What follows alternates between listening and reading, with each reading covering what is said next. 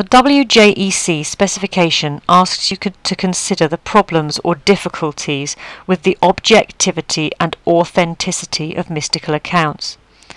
You could get a question in Part A on this subject, and equally it's possible that you will find these issues useful for a Part B.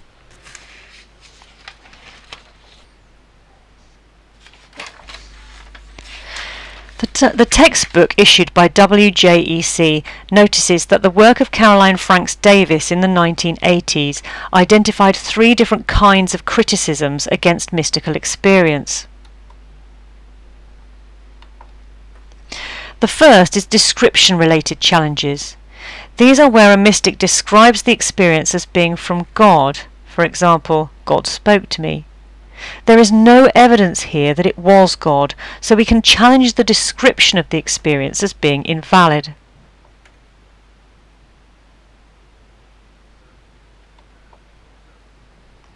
Secondly, subject-related challenges are those where the challenge to the mystic themselves is made.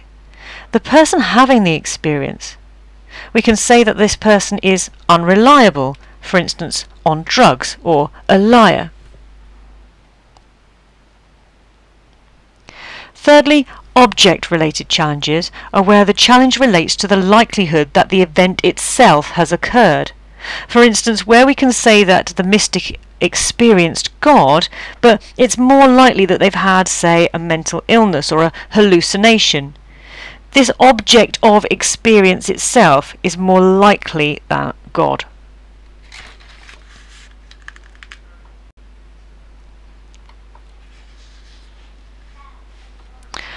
Objectivity is a term which has come up before in a variety of other topics and places. To recap, it relates to observable facts in that an objective claim will be one where we can check by using sensory evidence. An objective claim will be universally agreed upon and will not be subject to interpretation or degrees of uncertainty. In contrast, a subjective claim is based upon opinion. It is a matter of debate and may depend upon a person's outlook in life. Equally, subjective claims are changeable. They may change according to time, culture, or circumstance. What may have once been true need not always be true.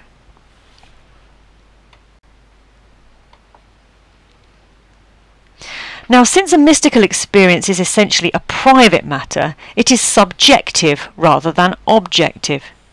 When St. Teresa had her mystical experiences, whilst it may have been possible to see her levitate, if that is what happened, no one could have seen her visions, and no one could perceive what she perceived.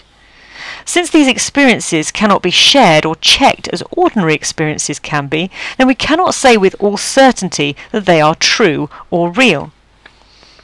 The recipient may well feel that certainly, but it cannot be shared with others. We are forced to take the mystic's word if we're going to believe that they are true. In addition, what the mystic thinks they experience may not be what they actually experience. They interpret it according to their beliefs and understanding. If a Hindu mystic had the same experience, they would be unlikely to attribute it to Christ, but instead to Vishnu or Krishna.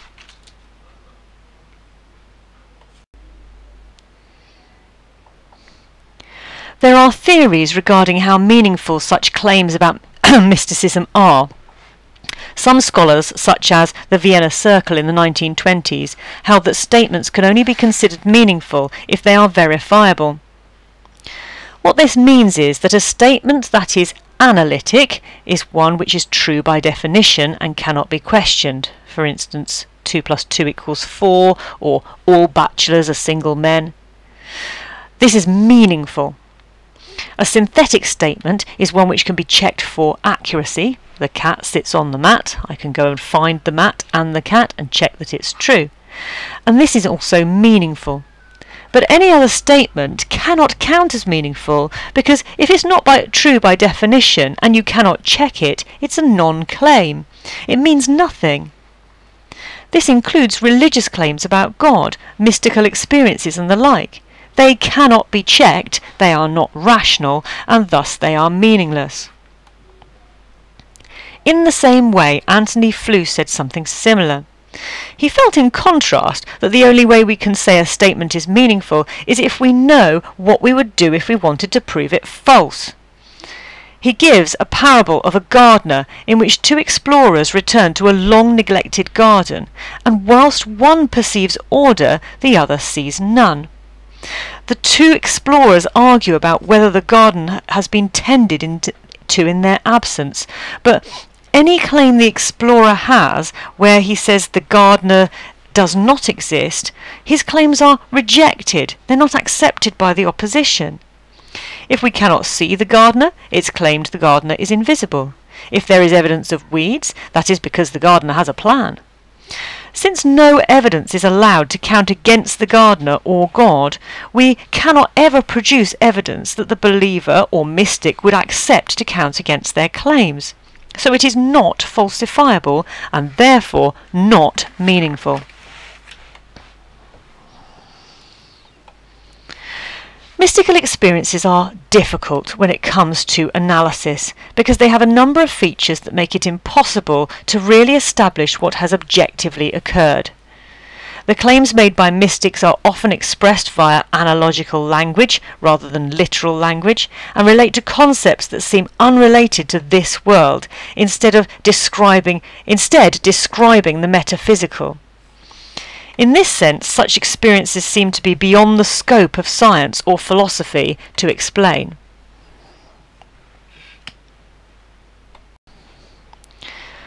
Problems relating to authenticity are essentially where alternative explanations may be given for the mystic's experience.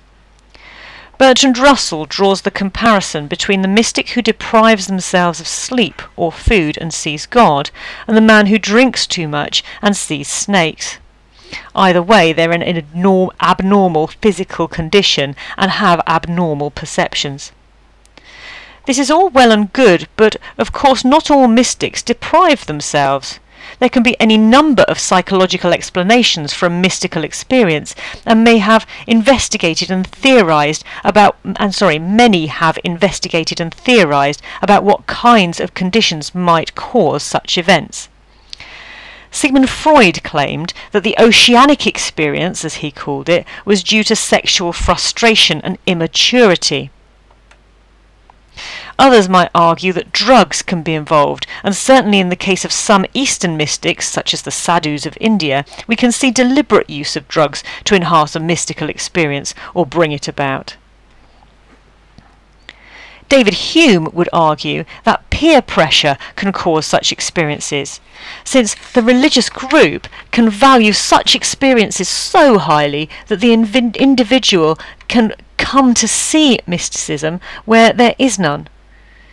In addition, he points out that the simple explanation, in fact, is that such people may be lying.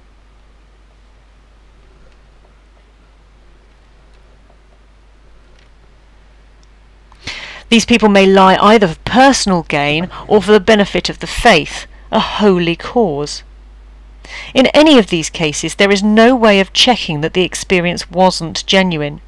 The sadhu who chemically induces an experience may well be gaining access to a mystical realm, but we can't know or tell. The scientist who monitors the mystic's brain processes during an experience may well be able to explain the centres of the brain where the experience occurs, but this does not make it impossible that the mystic is having a real mystical event.